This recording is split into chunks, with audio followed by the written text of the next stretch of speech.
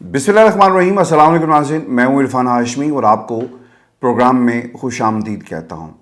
Viewers, system से लड़ती पाकिस्तान तहरीक इंसाफ को इस वक्त 4 बड़े महाजों का सामना है: सियासी, कानूनी, अंदरूनी और फिर पाकिस्तान की इस्टेब्लिशमेंट। पाकिस्तान तहरीक इंसाफ इन महाजों पर कैसे लड़ेगी और आगे का मंजरनामा क्या है, आज के इस डिस्कस में ये तमाम हाल अहवाल आपके सामने रखेंगे। लेकिन जो सबसे पहला महाज है, इस महाज पर पाकिस्तान तहरीक इंसाफ को किन चैलेंजेस का सामना है, ये मैं आपके सामने रख देता हूं। महाज नंबर 1, कानूनी लड़ाई। ये सबसे बड़ा और अहम तरीन महाज है, ये आपने याद रखना है, जिसमें ना सिर्फ पाकिस्तान तहरीक इंसाफ को केसेस का सामना है, बल्कि इसको अदलिया, खास तौर पर चीफ जस्टिस पाकिस्तान जस्टिस काजी फाइज ईसा साहब के साथ भी लड़ाई लड़ना पड़ रही है। यानी इस्तीफे का मुतालबा किया गया है तहरीक इंसाफ की तरफ से। एक तो होता है ना कि केसेस के फैसले आएंगे या नहीं आएंगे, यहां पर तो इमरान खान के केसेस को सुना ही नहीं जाता। और जस्टिस काजी फाइज ईसा ने पिछले कुछ अरसे में तहरीक इंसाफ के खिलाफ जो फैसले सुनाए, उससे आपको इनकी ज़हनीत का पता चल जाएगा कि ये तहरीक इंसाफ के खिलाफ हैं और किस तरह से इन्हें नापसंद करते हैं। केसेस का बवाल ना सिर्फ इमरान खान को दरपेश है, बल्कि पाकिस्तान तहरीक इंसाफ की क़यादत, दीगर क़यादत जो है सेकंड टीयर, थर्ड टीयर, इस वक्त इस जाल में फंसी हुई है। और अब एक नया मोड़ 9 मई के केसेस के फैसलों की शक्ल में हमारे सामने है। 51 लोगों को गुजरांवाला की एक अदालत से सज़ा सुनाई जा चुकी है। और व्यूअर्स, ये सिलसिला रुकेगा नहीं। और अब ये सिलसिला जो मिलिट्री कोर्ट थी, जहां पर सुप्रीम कोर्ट ऑफ पाकिस्तान के फैसले से उसे मशरूत किया गया कि आप फैसला नहीं सुनाएंगे, वहां से भी अब फैसला जो है वो आएगा और सुप्रीम कोर्ट की इजाज़त से ये सज़ाएं जो हैं वो सुनाई जाएंगी, क्योंकि अब तक सब कुछ उनकी मर्जी से हो रहा है। आइन और कानून की मैंडेट के मुताबिक ये फैसले नहीं हो रहे। पाकिस्तान तहरीक इंसाफ और काजी साहब का ये जो नया फड्डा है, इसकी कुछ जो मेन चीज़ें मैं आपके सामने रख देता हूँ। 6 जजेस के ख़त पर जिलानी कमीशन बनाने के मामले पर पाकिस्तान तहरीक इंसाफ इतराज़ कर रही है और जस्टिस आमिर फ़ारूक के साथ साथ काजी फाइज ईसा साहब का इस्तीफ़ा उन्होंने मांगा। ये तनाज़ा याद आपको रखना है कि आने वाले दिनों में मज़ीद शिद्दत इख्तियार करेगा। इधर से काजी साहब कोई फैसला देंगे, आमिर फ़ारूक साहब फैसले देंगे, पाकिस्तान तहरीक इंसाफ उन्हें नहीं मानेगी और उसूली तौर पर उन्हें मानना भी नहीं चाहिए। जब एक जमात नहीं, इस्लामाबाद हाई कोर्ट के 6 जजेस, एक जमात पाकिस्तान में जो मुतासरीन हैं सुप्रीम कोर्ट के, इस्लामाबाद हाई कोर्ट के, वो मुतालबा कर रहे हैं। तो भाईजान, उन्होंने तो सवाल उठाया था ना कि इन 6 जजों को काम करने से रोक दिया जाए, या फिर ये जो ऑप्शन था ज़ेर गौर आया, ज़ेर बहस आया। यहाँ पर जिनके ऊपर इल्ज़ाम है काजी फाइज ईसा और फिर उमर फ़ारूक साहब जो है, आमिर फ़ारूक साहब, इन्हें तो काम करने से रोक देना चाहिए, क्योंकि इनके खिलाफ चार्जशीट आई थी कि जनाब हमने इन्हें शिकायत लगाई, इन्होंने कुछ नहीं किया। और फिर उमर अता बंदयाल साहब के हवाले से भी चार्जशीट जो है वो होनी चाहिए।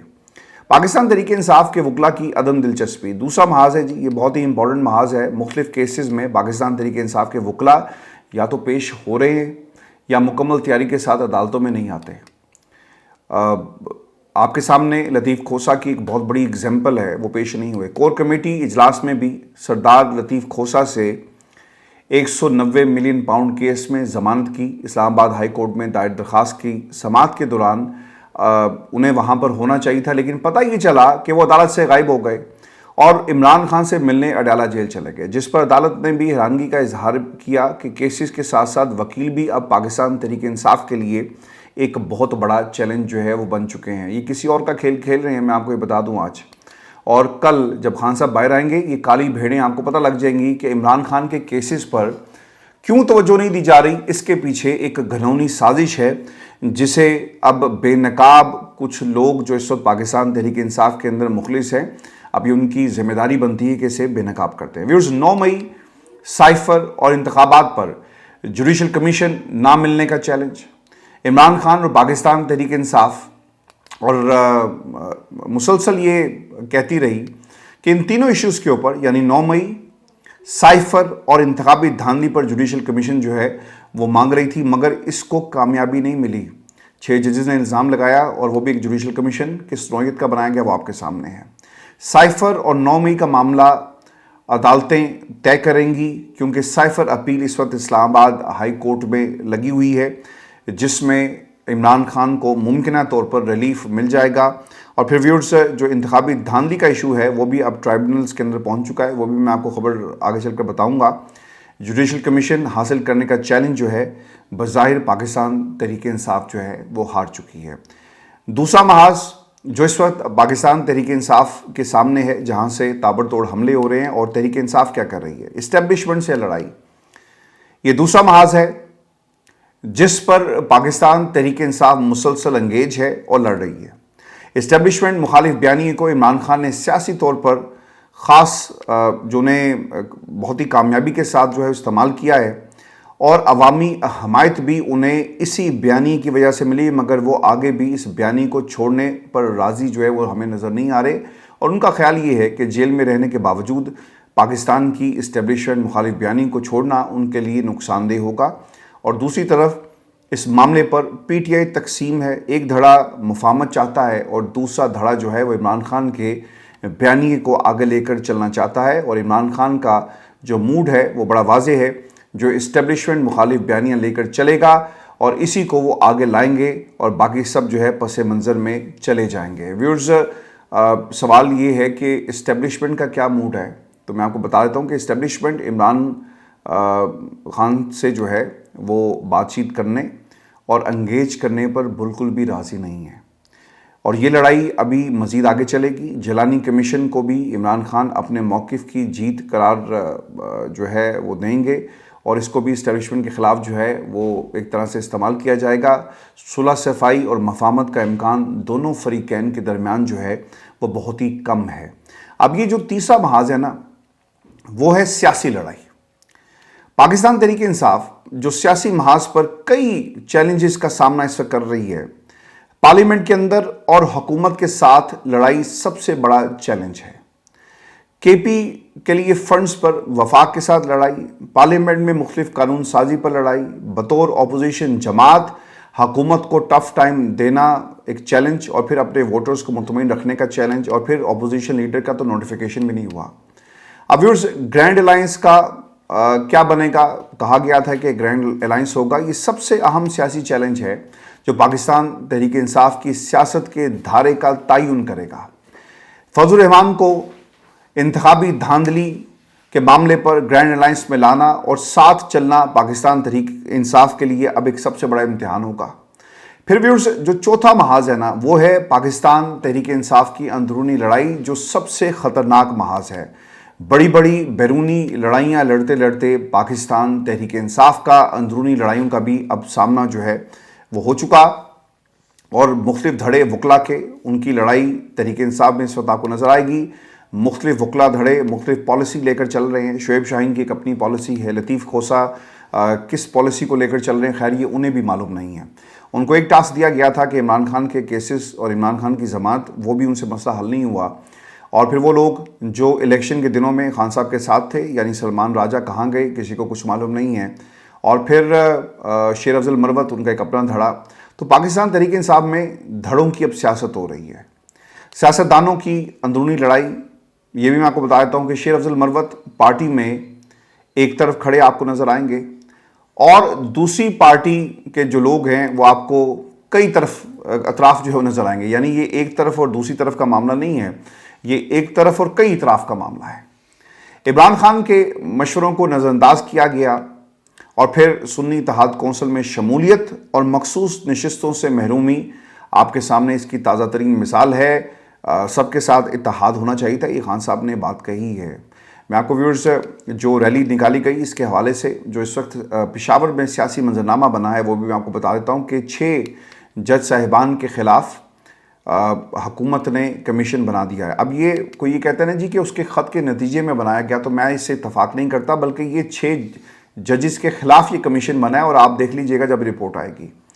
اب قیدی نمبر 804 کی رہائی کے لیے ایک پرامن ریلی پشاور میں جی اس کا انعقاد کیا گیا. لوگ جو ہیں، اور کہا یہ جا رہا ہے جن سے میری بات ہوئی، ایک بڑی ریلی تھی، اور لوگوں نے اس میں بھرپور جو ہے وہ شرکت بھی کی. اور میں ویورز آپ کو نا کچھ چیزیں جو ہیں اس حوالے سے آپ کے سامنے رکھ دیتا ہوں، اور اس کے ساتھ جو پارٹی کے اندر کی تفریق ہے وہ بھی آپ کو سمجھ میں آ جائے گی کہ اس وقت پارٹی کو کس تفریق کا جو ہے وہ سامنا ہے۔ شیر افضل مروت نے پارٹی کی گائیڈ لائنز کے خلاف اپنی سوشل میڈیا ٹیم جو ہے نا وہ بنا لی ہے، اور پھر اس کا وہ دفاع بھی کر رہے ہیں۔ اور وہ کیا کہتے ہیں کہ پاکستان تحریک انصاف کے لیڈران نے اپنی سوشل میڈیا ٹیم رکھی ہوئی ہے، یہ کوئی انوکھی بات نہیں ہے کہ اگر میں نے اپنی سوشل میڈیا ٹیم بنا لی ہے اور بہت تگڑی بنائی ہے۔ شیر افضل مروت صاحب جو بھی کام کرتے ہیں نا وہ تگڑا ہی کرتے ہیں۔ مقصد صرف ایک ہے بقول ان کے، اور وہ یہ کہ خان کے پیغام کو گھر گھر تک پہنچانا ہے۔ اب چاہے میں پہنچاؤں، میری ٹیم کے ذریعے پاکستان تحریک انصاف کا کوئی اور لیڈر پہنچائے اپنی ٹیم یا کسی اور سوشل میڈیا پلیٹ فارم کے ذریعے، لیکن عمران خان کا پیغام گھر گھر پہنچنا بہت ہی ضروری ہو گیا۔ شیر افضل مروت نے ایک ٹویٹ بھی کی جس میں انہوں نے لکھا، یہ میں آپ کو اس لیے بتا رہا ہوں کیونکہ بہت ساری چیزیں پاکستان میں رپورٹ نہیں ہوتی اور کہیں بیک گراؤنڈ میں چلی جاتی ہیں، اور جو تحریک انصاف کے اندر لوگ اس وقت کیا سوچ رہے ہیں اور کیا سیاست ہو رہی ہے وہ لوگوں تک نہیں پہنچ پاتی۔ اس ٹویٹ میں وہ لکھتے ہیں کہ میں نے مخالفین کی طرف سے شروع کی گئی بدترین قسم کی میڈیا مہم کو برداشت کیا ہے۔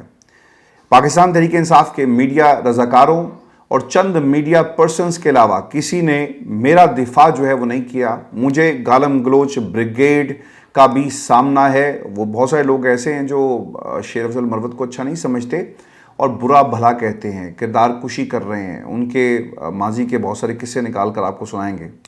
پھر وہ یہ بھی کہتے ہیں کہ میں نے حساب رکھا ہوا ہے اور ہر ایک کو منافع کے ساتھ اس کا حق بھی ملے گا۔ میرے پاس پہلے سے ہی 2 واٹس ایپ گروپ تھے اور ہم زیادہ تر فیس بک پر فوکس کر رہے تھے۔ میں نے تقریباً 3500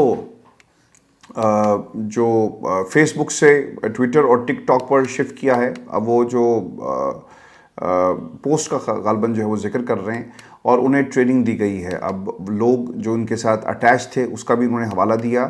گروپس میں شامل ہونے کے 12,000 درخواستوں میں سے ہم نے پہلے ہی 8,000 کارکنان کو حتمی شکل جو ہے وہ دے دی ہے، اور ہم نے واٹس ایپ چینل بھی شروع کیا ہے اور بہت جلد ہم منصوبہ بندی کے ساتھ جو ہے وہ میدان میں آ رہے ہیں۔ فیس بک کے اوپر، ٹویٹر کے اوپر، ٹک ٹاک کے اوپر گروپس جو ہیں ان میں ہم بہت زیادہ ایکٹیو ہوں گے، اور پھر انہوں نے یہ بھی کہا کہ ہر ممبر کو کم از کم 20,000 فالوئنگ فراہم کروں گا۔ مجھے اس میڈیا ٹیم کے پس منظر کے بارے میں لوگوں کو بتانے کی ضرورت نہیں ہے۔ اچھا، اب یہ ایک اپنی لائن لے کر جو ہے وہ چل رہے ہیں، اور اوبویسلی اس کا نقصان جو ہے وہ پارٹی کو ہوگا۔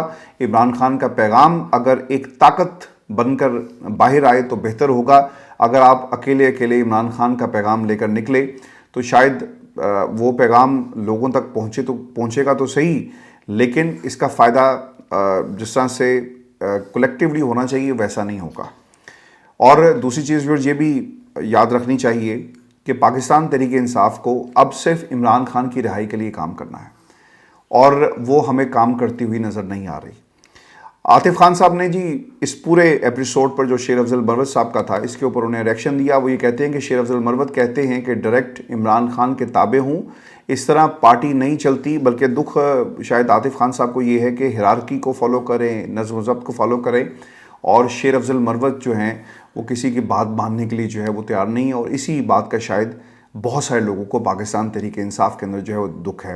پاکستان تحریک انصاف میں ایک تاثر ہے کہ شیر افضل مروت اپنا الگ سے دھڑا بنا رہا ہے، جو کہ بالکل ٹھیک بھی ہے، کیونکہ ایسے وقت میں جب پارٹی کو متحد کرنے کی ضرورت ہے تب اس طرح کی حرکت کرنا اور الگ سے سوشل میڈیا ٹیم بنانا، یہ شاید اس کے اوپر بہت سارے سوالات جو ہیں وہ اٹھائے بھی گئے شیر افضل مروت کے حوالے سے۔ اب مراد سعید صاحب نے جن کی ایک ٹویٹ سامنے آئی، اور انہوں نے کیا کیا جی کہ اس پوری صورتحال کے اوپر ایک لمبی چوڑی ایک ٹویٹ کی ہے جس میں وہ کیا لکھتے ہیں۔ میں آپ کو یہ بھی بتا دیتا ہوں، کیونکہ پاکستان تحریک انصاف کی مشکلات میں اضافہ ہو رہا ہے۔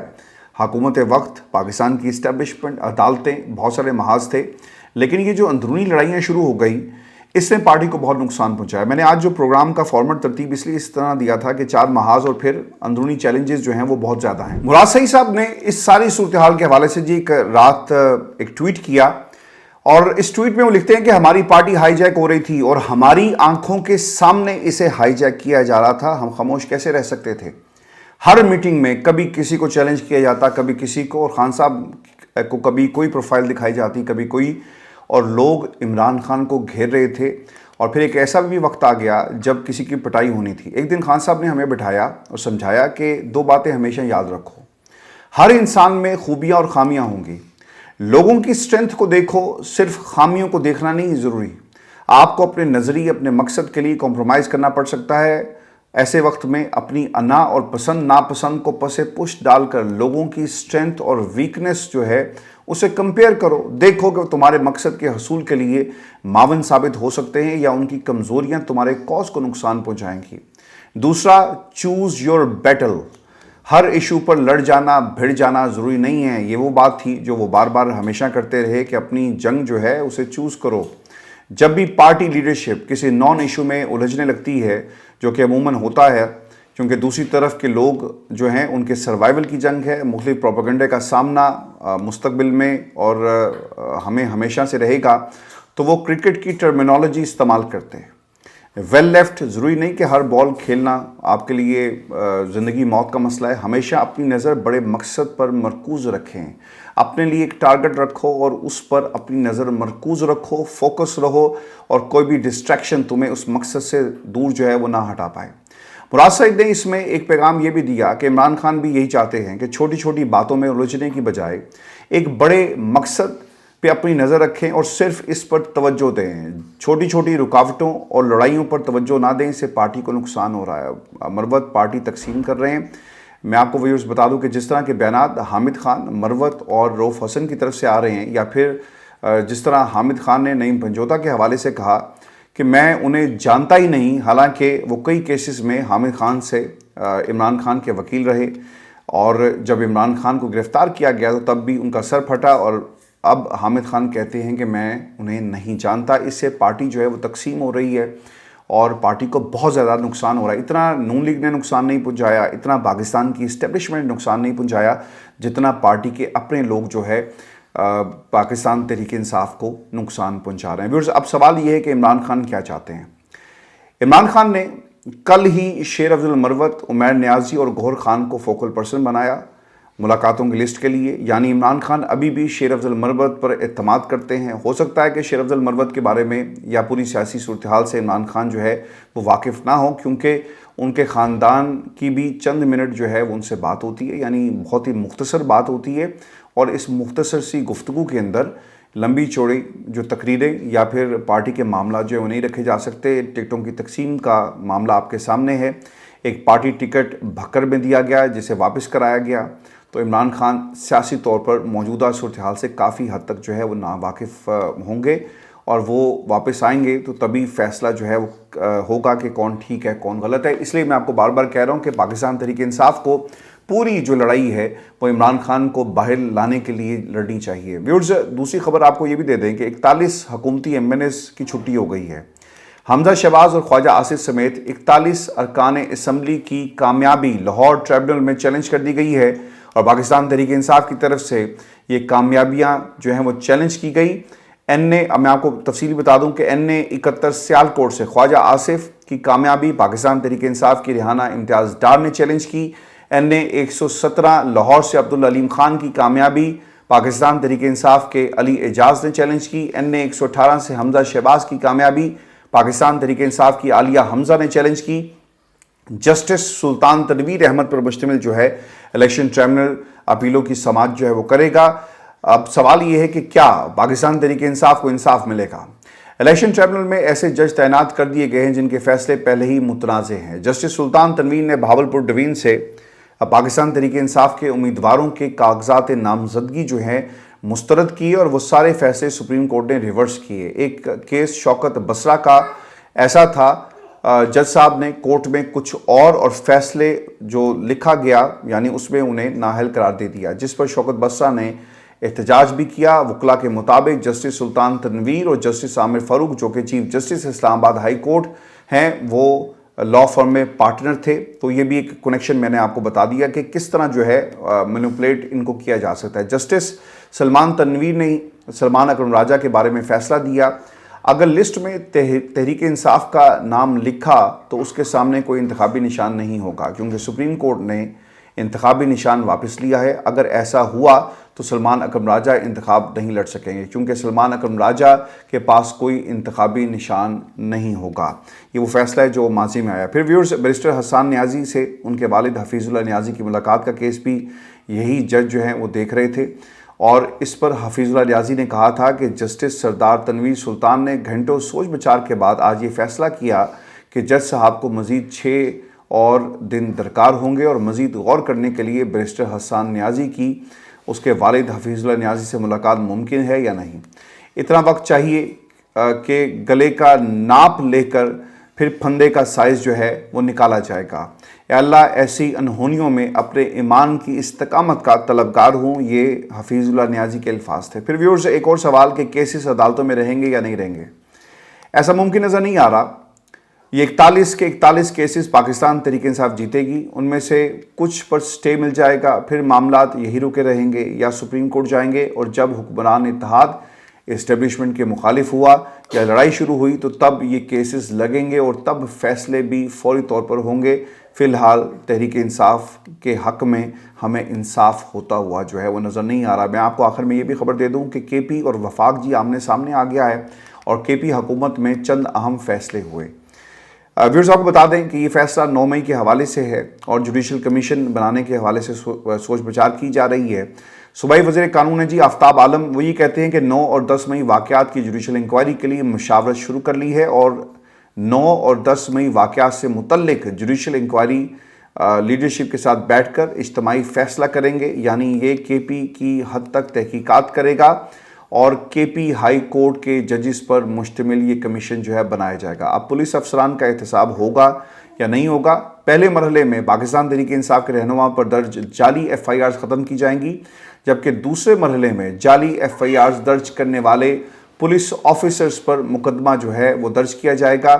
پھر قانونی اصلاحات، پھر یہ بھی امپورٹنٹ نکتہ ہے جو اٹھایا گیا کہ ہمارے خلاف 3 MPO اور دفعہ 144 غلط سے استعمال کی گئی، اب نہیں چاہتے کہ مستقبل میں اس قانون کا مزید غلط استعمال کیا جائے، اس لیے 3 MPO اور دفعہ 144 کا قانون جو ہے اسے تبدیل جو ہے وہ کیا جا رہا ہے۔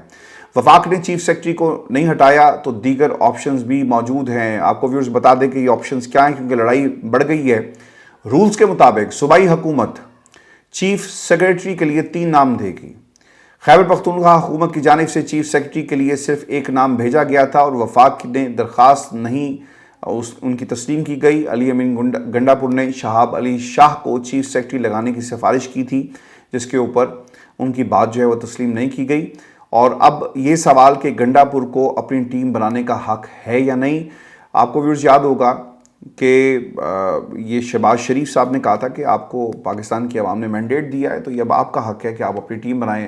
یہ صرف نہ حق شہباز شریف صاحب کو ہے اور کسی کو نہیں ہے اس ملک کے اندر، کہ وہ اپنی ٹیم لائیں، اپنی ٹیم بنائیں اور جس طرح کا چاہیں وہ کام جو ہے ان کے حوالے جو ہے وہ کر سکتے ہیں۔ ویورز یہ شو تھا آج کا ہمارا، اپنے کمنٹ ضرور بھیجیے گا، چینل کو سبسکرائب کرنا مت بھولیں۔ میں آپ کو نہ جاتے جاتے یہ بھی بتا دوں کہ 40 سیٹیں جی سینٹ کی، چونکہ یہ خبر میرے سامنے آ گئی تو یہ ضروری میں نے سمجھا کہ آپ کے ساتھ شیئر کر دوں۔ 40 خالی نشستوں میں سے 18 پر امیدوار بلا مقابلہ منتخب ہو گئے ہیں، جبکہ باقی 30 نشستوں پر انتخاب 2 اپریل کو ہوگا، اور خیبر پختونخوا کی 11 نشستوں پر سینٹ الیکشن کا فیصلہ تاحال نہیں ہو سکا، اور الیکشن کمیشن اور کے پی حکومت جو ہے وہ اس وقت آمنے سامنے آ چکی ہے۔